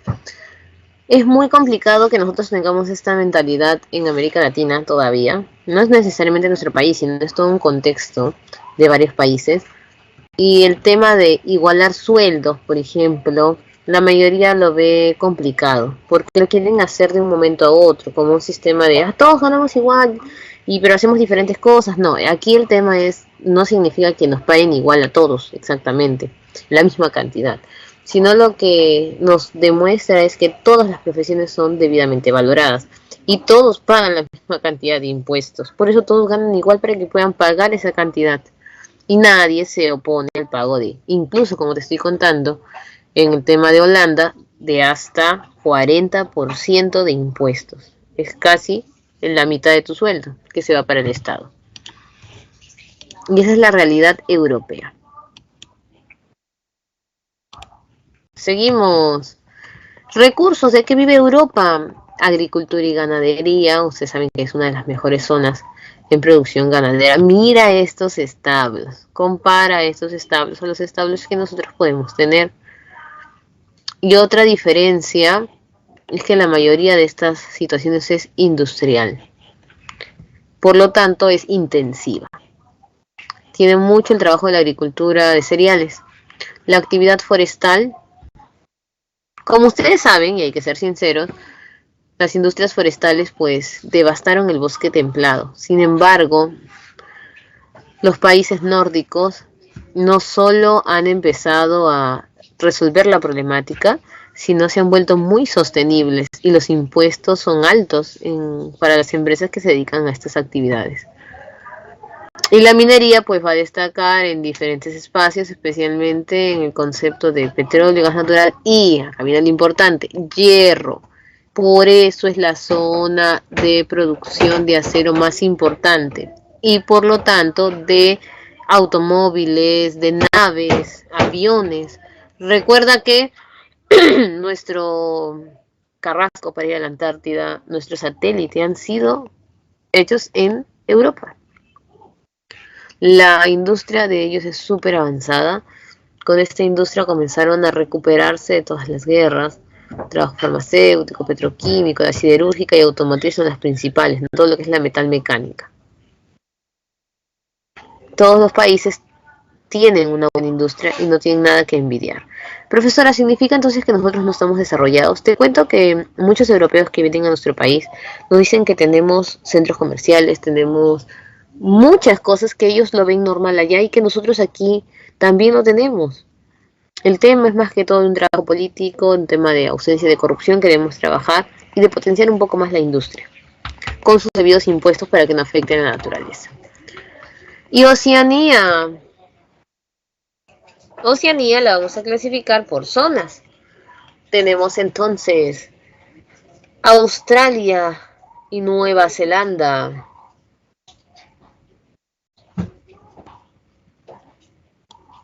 Las islas más grandes, ¿no? Las islas pequeñas están aquí, más que todo para la zona del Pacífico. Las zonas cercanas a Asia. Ya, eso vamos a ir analizando.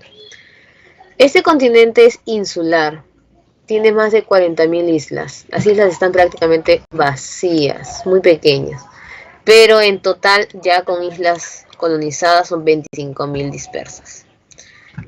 Son tan pequeñas que casi no tienen población y algunas se dedican más que todo a la actividad de ovejera, es decir, tienen ovejas, casi las islas están completas de ovejas.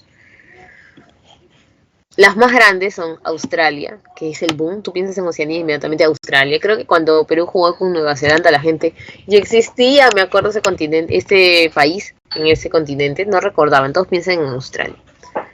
Tenemos Nueva Guinea, la isla de Nueva Guinea. La isla de Nueva Guinea se divide en dos, en Papua Nueva Guinea y en la zona de Indonesia. En esta parte está el punto más elevado, que es el Jaya o Punkan Jaya. Y Papua Nueva Guinea es la contraparte. Nueva Zelanda y la isla de Tasmania, que es una de las más grandes también.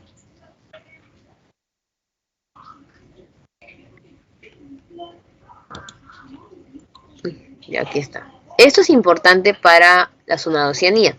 Si te piden preguntas en un examen de admisión de continentes, casi siempre va para clima o recursos de los continentes principales y regiones de Asia y Oceanía. Entonces encontramos Australasia, Australia y Nueva Zelanda, es Australasia. Lados más grandes incluso, ¿no? Cerca también la zona de Tasmania, obviamente. Melanesia, las islas de color. Y justo son las islas pobres. Papua Nueva Guinea, Isla Salomón, Fiji, Vanuatu. Micronesia, las islas chiquititas, las más pequeñas. La isla más grande de las islas pequeñas es las Islas Guam, donde encontramos también la fosa Las Marianas. Y Polinesia generalmente son dependencias de América del Norte o América del Sur. Son islas volcánicas. Vamos a encontrar allí obviamente Hawái, que es una de las más reconocidas, Tierra de Fuego, etc. Que está justo, ¿no? Recuerda, capital de Australia no es Sydney. Sydney es turístico, pero la capital es Canberra. Islas de color, Papua Nueva Guinea la más importante, Micronesia y Polinesia, que es la que hemos hablado. Oceanía no tiene muchas formaciones de relieve, son muy pocas, y casi todo se centra en Australia, obviamente. Tenemos la gran cordillera divisoria, cerca al Pacífico, los Alpes neozelandeses, por eso siempre se ha manifestado cuando dicen Alpes, los Alpes suizos, no los Alpes europeos y los Alpes neozelandeses. Es una alpina que le dicen. Tenemos el Puncajaya o Sudirman, que está en Nueva Guinea. ¿Pero justo dónde? En la parte de Asia, en Indonesia. Pero como la isla se considera de Oceanía, se le cuenta como el punto más elevado. Los desiertos más importantes los tiene Australia, el desierto Victoria, para la parte sur de Australia. Tenemos también Simpson y Area, ¿ves? Todos están allí. Por eso casi toda esta zona está llena de canguros. Y en biomas vamos a encontrar diferentes tipos de canguros en diferentes espacios. Las mesetas también las vamos a encontrar en este mismo espacio. También encontramos en Australia algunos Alpes, aunque no son tan famosos como los Alpes neozelandeses. Los puntos más elevados están allí en Puncajaya y en Nueva Zelanda. Y en ríos también pensamos en los ríos de Australia, Murray y Darling. Y los lagos también aquí están, el Erie y el Taupo. Población. La mayoría de la población vive en Australia y Nueva Zelanda, que son las islas más grandes, Australasia, o en Papua Nueva Guinea. Papua Nueva Guinea es población nativa e incluso de otro tipo de color de piel. Y es porque se dice que originalmente Oceanía tenía el prototipo de Papua Nueva Guinea. Sin embargo, en Australia más bien un tema de migración y ya se ha desarrollado la población un poco más con el tema industrial y de acepción de migrantes, mientras que Papua Nueva Guinea no tiene esa posición e incluso cerró su posibilidad de hacer comercio con Australia por los cambios culturales que Australia realiza. Mayor densidad en Nauru y la menor densidad en Australia. ¿Por qué? Porque Australia, por más poblado que esté, es uno de los países más grandes del mundo, ¿no? Y Oceanía no es que tampoco sea superpoblado, porque recuerda que la mayoría de personas ve a Oceanía como uno de los continentes más alejados en la dimensión. Cuando dicen viajar a Oceanía, lo ven, wow, muy lejos. A pesar que Australia es uno de los países que ofrece los mejores programas, no solo en educación, sino en trabajo. Dan visas íntegras de trabajo y también de desarrollo cultural. El IDH muy alto, Australia, Nueva Zelanda. Del lado medio, Vanuatu, Isla Salomón. Y bajo, Papua Nueva Guinea, que es donde encontramos también la mayor cantidad de tribus. ¿De qué viven ellos? Ya te dije que casi tienen un montón de islas con ovejas, entonces trabajan todo el tema de la industria textil, la industria ganadera. Luego tienen también gran cantidad de vaquitas. Vamos a encontrar agricultura, una agricultura más que todo de subsistencia, pero que han empezado a exportar por su trabajo industrial. Se parece mucho a la agricultura de la costa y selva peruana. Y en el caso de la minería, destacan en grandes producciones de hierro, diamante, cobre. Se dice que uno de los ingresos o subsistencia más rápida que tuvo Australia fue por la minería y además por el tema turístico, que ganan mucho más en turismo que en la misma agricultura y ganadería. Recuerda que ellos no solo viven de ello, también de la pesca, porque están muy cerca al Pacífico. Actividad forestal. No tienen gran cantidad de bosques. Recuerda que ellos no trabajan con bosque tropical, ellos empiezan de frente con la sabana. Pero tienen una porción templada. La tala ilegal la vemos en Papua Nueva Guinea, ¿ven? En Australia la tala tampoco es masiva. Cuidan mucho sus zonas forestales por los animales endémicos que ellos poseen. E industria, ¿de qué trabajan? De los mismos productos que tienen. Hay industria agrícola, industria minera e industria textil. Principal exportador de lana de ovino. ¿Vieron? Y listo, chicos. Terminamos. Súper fácil el tema de hoy día. A diferencia de otros continentes que hemos visto, no está tan complicado. Voy a reducir el tamaño de nuestras PPT para poderles ir explicando. Entonces ya estamos listos, chicos hermosos.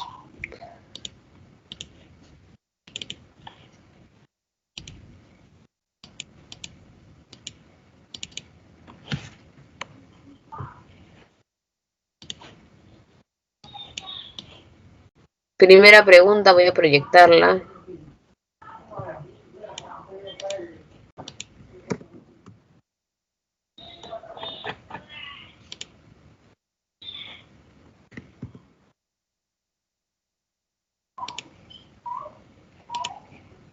Ya, aquí está. Ya la reduje. Ahora sí. El límite septentrional del continente africano es el mar Mediterráneo, el cual está representado en el siguiente mapa. A partir de la imagen y las letras que se observan, determina el valor de verdad de los siguientes enunciados. Listo, entonces ya estamos ahí ubicados. Si nosotros abrimos un mapa oficial de el continente africano, vamos a ver estas uniones.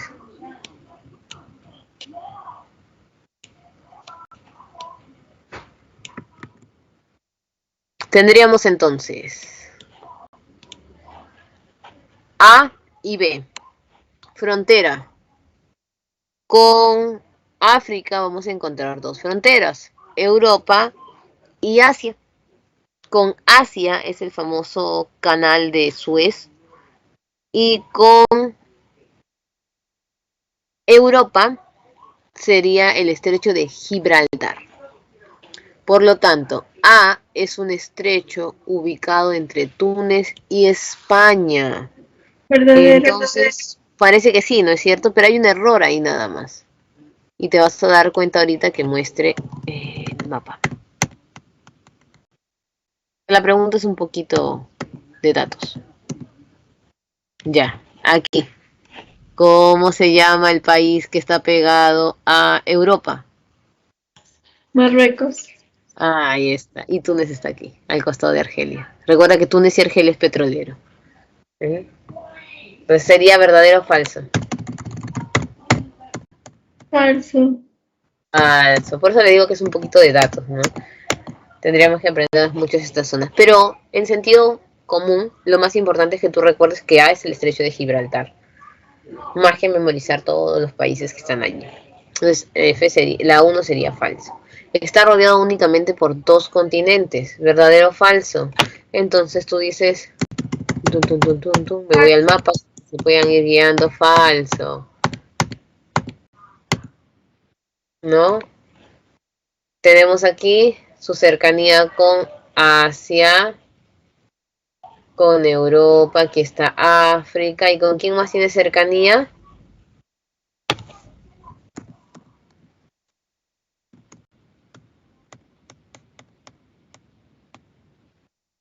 Sudáfrica.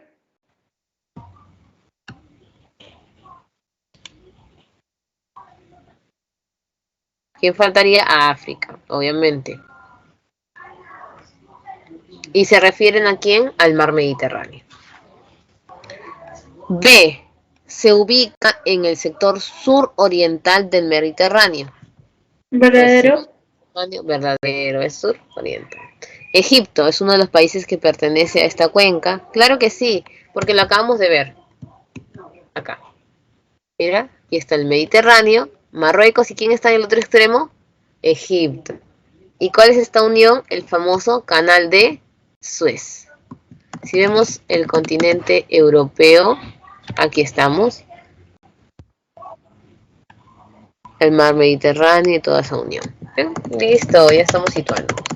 Profesora, ¿y así de difícil va a ser? Usualmente cuando te preguntan continentes, pueden ponerte un mapa. Este mapa es un poco más complicado porque no tiene países, ¿no? Pero las veces que venían preguntas del centro pre, te colocan un mapa con lugares para que te puedas ubicar mejor. Por lo tanto, sería la letra B de bonito. B de bonito. Ya está. 1B. Seguimos.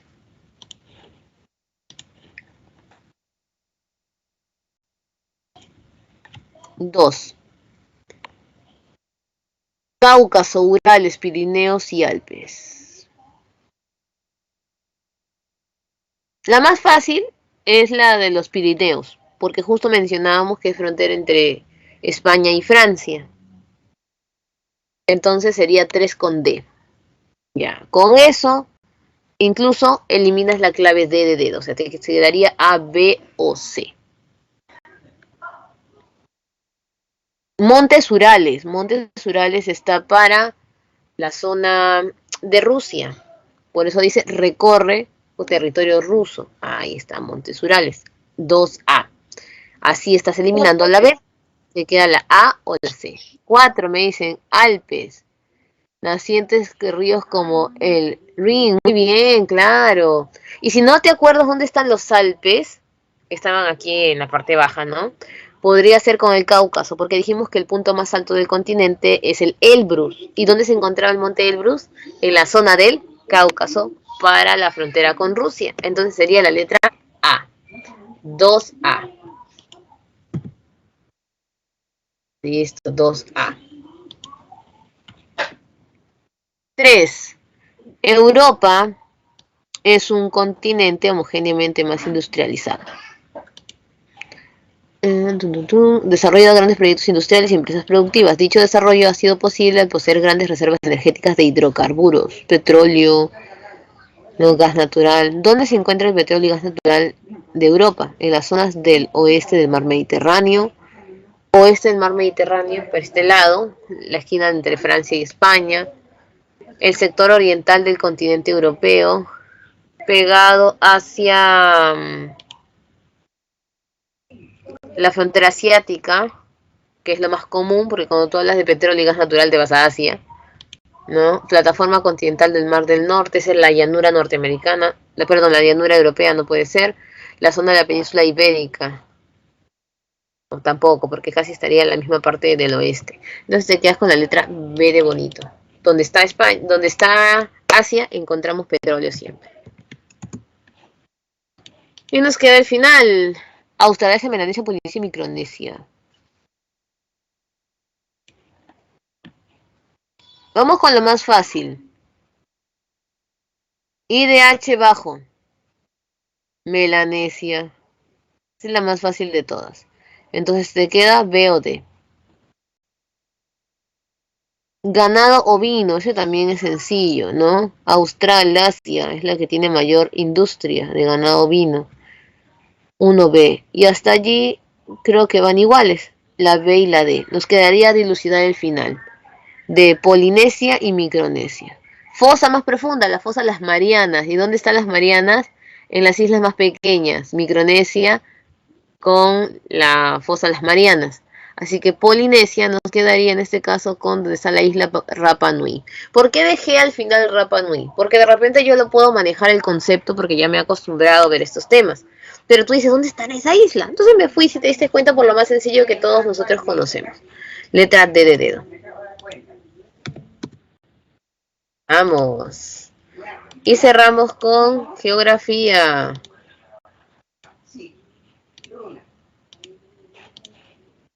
Muy bien, ahora nos vamos con cívica.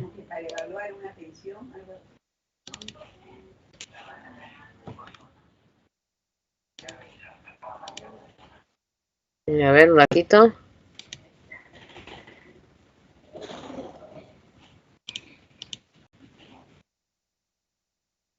Ahí estoy abriendo. Por ahí se pueden... Parece que se puedan confundir, pero no. Del 514-8215.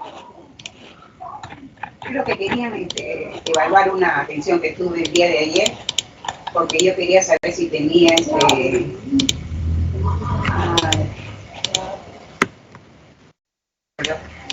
¿cómo le explico? No conozco eso. En la parte que me sale como una estrellita redondita así, y quería saber. Listo, empezamos entonces. Vamos a hablar un poquito primero de lo que es la defensa nacional. Vamos a ver lo de la defensa nacional. No, pero me ha salido acá 514-82. Ya estamos aquí. Y luego de hablar de la defensa nacional, nos vamos al sistema del SINAGERT.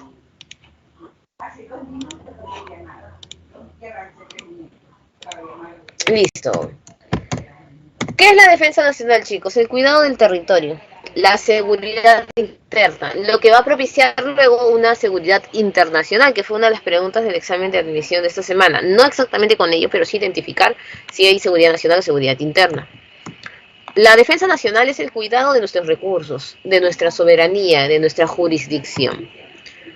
¿Desde cuándo se habla de defensa nacional? Después de la Segunda Guerra Mundial, obviamente. ¿Por qué? Porque los países comenzaron a enfrentarse y este enfrentamiento ocasionó que cada quien quiera poseer el territorio de otro. Entonces dijeron, no, voy a cuidar mi zona, voy a cuidar mis recursos. Lo que se busca con la defensa nacional es mantener tu soberanía, tu independencia y cuidar a tu población. Profesora, pero ahora no que la frontera es sinónimo de integración y todo. El hecho de que ahora trabajes en conjunto no significa que puedas descuidar tu defensa nacional o el cuidado de tus fronteras, porque tú no sabes qué puede pasar en los otros países y qué mandatario quienes puedan ingresar a los cargos altos. Por eso siempre es necesario mantener una defensa nacional permanente. Hay defensa interna y defensa externa. La defensa interna es el orden interno. Todo lo que afecte el orden interno se da dentro del territorio. Por ejemplo, un desastre natural afecta el orden interno. La delincuencia afecta el orden interno, la corrupción, el terrorismo, las crisis económicas, todo eso. Y externo casi siempre son guerras o guerras civiles. ¿Qué pasa? Cuando hay un problema de estos, siempre van a ingresar los gobiernos locales y regionales a tallar, luego van a llamar a la policía. Y si se dan cuenta que no pueden, es necesario convocar a un tipo de estado de emergencia y estado de sitio. Antes no sabíamos que era un estado de emergencia, pero luego en la pandemia yo sé que no te vas a confundir nunca allí. Es más que obvio que ya sabes qué es. El estado de emergencia se da para el orden interno y el estado de sitio para el orden externo. En el estado de emergencia se busca mantener tu vida y por lo tanto te restringen algunos derechos que puedan poner en peligro tu vida.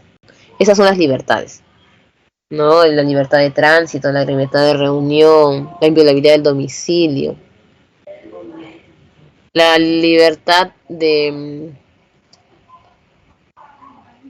seguridad personal, que es el tema que te pueden arrestar en cualquier momento, y las disposiciones que así crean los mandatarios. ¿Quién dirige el tema del estado de emergencia? El Ejecutivo. Máximo puede durar 60 días con extensión. Profesora, pero nos encerraron 120 días, 140. No te preocupes, hay extensiones de acuerdo al tema. O sea, no es que hayan infringido la ley. Cada 60 días lo van revisando. Y es que el tema del COVID era un caso un poquito complicado de manejar porque no se tenía incluso ninguna cura, entonces no podían liberarnos para que podamos tener nuestras libertades, como al menos ahora las tenemos un poquito más. Y en el estado de sitio usualmente se da para evitar los conflictos mayores de las guerras, no máximo dura 45 días. La diferencia entre el estado de emergencia y el estado de sitio es que en el estado de emergencia dirige el presidente y el Congreso todo fiscaliza. Pero en el caso de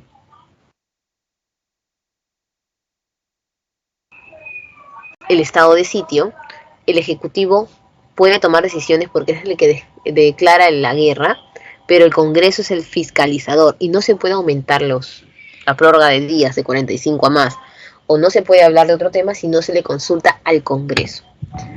En el estado de sitio no se suspende alguna libertad en particular, pero sí como máxima es proteger la vida siempre. La defensa nacional entonces trata de que vivamos bien, ¿no? Y hay subsistemas, por ejemplo, si te has dado cuenta, dentro del estado de emergencia hay varios tópicos. Está el estado de desastre, está el estado de delincuencia, entonces hay varios subsistemas. La cabeza de la defensa nacional es el presidente de la República, pero no trabaja solo, las decisiones las toma con sus ministros y ellos conforman el Consejo de Defensa.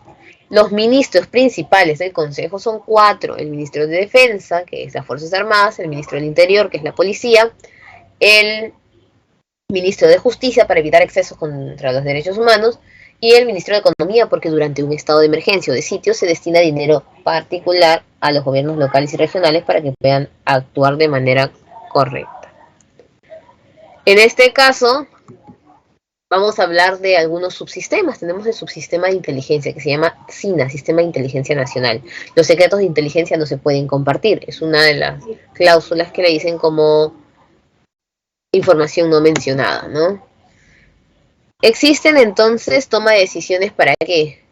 Para temas de guerra, para temas de organización, por temas de espionaje, narcotráfico, terrorismo. Los del sistema de inteligencia o las Fuerzas Armadas siempre están organizando cómo proteger a nuestro país ante una guerra, así no haya una guerra, para que estemos tranquilos y para que estemos preparados. El Sistema Nacional de Inteligencia, el SINA, es la evolución del SIN, ¿te acuerdas la zona del SIN de Vladimiro? Pero ahora esta depende del Consejo de Ministros, hay una secuencia, hay un orden, ya se puede fiscalizar mejor. Luego tenemos el Sistema Nacional de Seguridad Ciudadana, que es con el tema de la delincuencia. La cabeza de este sistema, me estaba olvidando, la cabeza del SINA es el DINI, Dirección Nacional de Inteligencia, que depende del Consejo Nacional de Inteligencia. Este consejo está conformado por el presidente, por los ministros, pero el órgano rector sería el ministro de Defensa. En el caso del Sistema Nacional de Seguridad Ciudadana también tenemos un Consejo de Seguridad Ciudadana, que tiene el presidente, que tiene los ministros, pero la cabeza principal sería en este caso el Ministerio del Interior, Policía Nacional del Perú. Y en la gestión de riesgos, que es la que vamos a ver ahorita, ustedes saben que el Perú está expuesto a diferentes tipos de riesgos, ¿no? Ante desastres. Ya sabes que riesgo es la unión de un fenómeno o amenaza más la vulnerabilidad, la exposición a esto para que se vuelva un desastre. Ya eso lo hemos visto en geografía, recuerda tú, lo comparamos con un ladrón.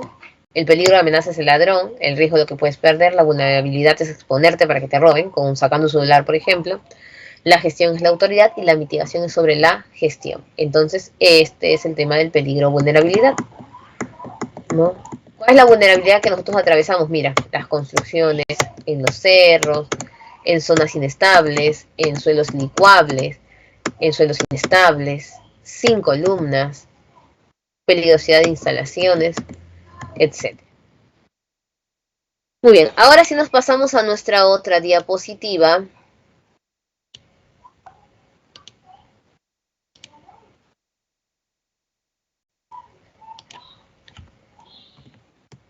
Ahorita ya vamos a terminar, chicos. Y ese sistema de gestión de riesgos, SINAGIER, es un sistema interinstitucional. Todos trabajamos para evitar desastres. Descentralizado, cada quien va empezando a trabajar según los problemas que más aquejan a su lugar. Y todo esto, ¿cuáles son nuestros componentes? Mira, es sencillo. Desde que empieza la posibilidad de tener un fenómeno natural, por ejemplo, está llegando julio, tú ya estás pensando que en enero van a venir los huaicos, entonces empiezo a estimar el riesgo, hablar con las autoridades y decir, mira, estos son los lugares más vulnerables, esto puede pasar si no nos preparamos, etcétera, etcétera, etcétera. Esto lo ve el CENEPRED. ¿Quién es el CENEPRED, profesora? La cabeza de la gestión de riesgos es el presidente del Consejo de Ministros, que trabaja obviamente coordinando con el presidente y los ministros.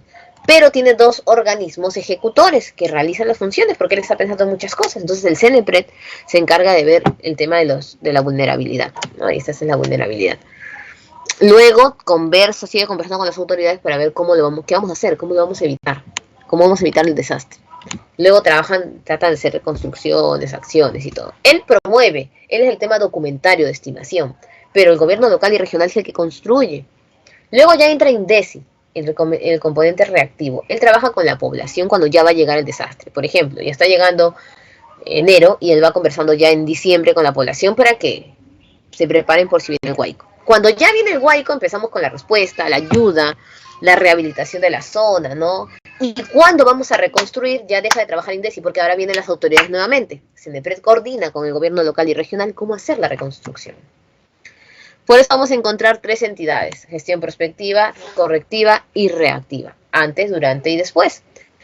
La gestión con el CENEPRED debe ser mucho antes, 6 meses antes de que se estime un fenómeno. En el caso del sismo es un poquito más complicado porque no tenemos una fecha fija. Correctiva es cuando ya está cerca el riesgo, casi no por el mes de diciembre, vamos a ver qué solucionamos. Y reactiva es cuando ya vino. Si tú has trabajado parte 1 y parte 2, la última está ok. Pero si no has trabajado 1 y 2 bien, pues los desastres son mayores. Entonces, ¿cómo funciona todo este sistema? El CONAGER es el Consejo de Gestión de Riesgos. Todo sistema de defensa nacional tiene un consejo. Y está encabezado por el presidente de la República y los ministros. Pero además eligen a un órgano rector, el que se va a encargar solo de este subsistema. Y en este caso es el presidente del Consejo de Ministros, quien va a trabajar con CONAGER e INDECI. Perdón, con CENEPRED e INDECI. E INDECI es el encargado de coordinar con sus comités, que son los que trabajan en este tema, y con la población. Nosotros somos las brigadas. Aquí están funciones de CENEPRED, ¿no? Estimación, prevención, reducción y reconstrucción. Estas 4 palabras te las vas a memorizar, así clarito, para nuestro examen. ¿Por qué? Porque así vas a reconocer, la vez que los dos son organismos técnicos, te dicen organismo técnico, ¿cuál de los dos? Vas allí. Y además él es papeleo y coordinación con autoridades. Mientras que INDECI, preparación, respuesta y rehabilitación es con el pueblo. Y cuando ya viene el desastre y está grave la situación, la cabeza de la Defensa Nacional tiene que aparecer. El COIN, Centro de Operaciones de Emergencia. El presidente de la República con los ministros salen a la televisión a hablar, ¿te acuerdas? Y coordinan con las autoridades locales y regionales para que en ese momento todos piensen en lo que está pasando. Las Fuerzas Armadas, como ustedes saben, dirigen todo el sistema de inteligencia de la Defensa Nacional también, conjuntamente con el presidente. Hay un comando conjunto que se encarga de trabajar con ellos. Y lo que buscan es mantenernos en seguridad. Ellos no pueden estar libremente en las calles, pero sí cuando el presidente así lo decide. E incluso pueden apoyar a Defensa Civil con el tema de los rescates. Y la policía es los que más cercanos tenemos para el cuidado de la seguridad ciudadana. Nos vigila y también están en el tema de fronteras, por ciento. Ellos, durante su estado de Franco, pueden hacer diversas actividades que no vayan contra la moral de la institución. Pero cuando están en traje, obviamente, tienen que seguir más reglas aún. Y son cuestionados tanto la policía como las Fuerzas Armadas con un tipo de juicio diferente, con sus leyes. Además, ellos no pueden portar armas cuando están en temporada de Franco. Aunque se ha dado el caso que policías están salvados estando en Franco, pero la ley dice que es para proteger también a la ciudadanía. Que es un poco lo que te había mandado de los regímenes de excepción, solo que los vimos antes para poder entender el concepto, ¿no? Para que te des cuenta que hay un orden dentro del sistema de defensa nacional. Y listo, cerramos. Ahora sí, rapidiño nada más, para que no se nos vaya el tiempo y no te dé un colapso, porque ya pues estamos llegando al tope del tiempo. Claveciñas.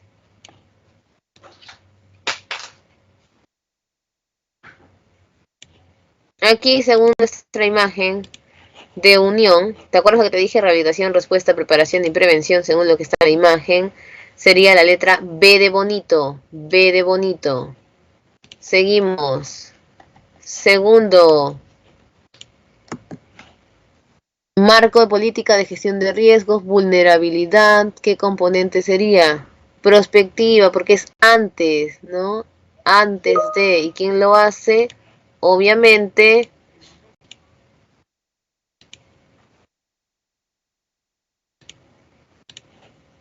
el CENEPRED.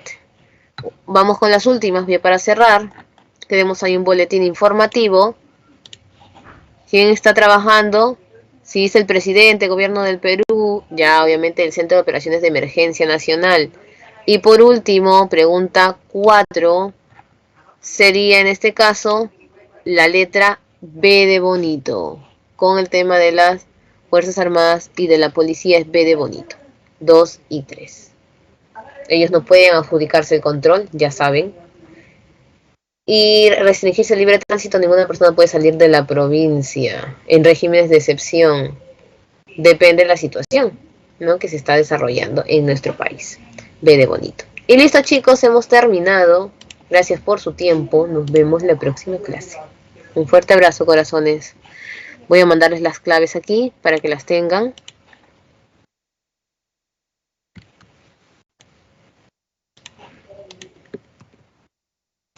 Listo, chicos, nos vemos, cuídense mucho. Los voy a extrañar. Hemos trabajado nuestras 18 semanitas. Espero que estén listos para las próximas cosas. Les voy a dejar, ya que estamos pues en proceso de receso. No sé si llegaron a ver los exámenes. ¿Llegaron a ver sus exámenes de admisión? Por ahí les voy a dejar dos exámenes. ¿Sí viste? ¿Cómo te fue? ¿Los llegaron a revisar? Les voy a dejar aquí el área, ya de todas maneras, para los que no lo tienen. El área C y el área A creo que fueron los últimos, ¿no? Ahí les voy a dejar. Para que los puedan revisar aquellos que no pudieron. Igual que cualquier cosa, ya saben que me pueden preguntar a través del auxiliar porque aún todavía no terminamos.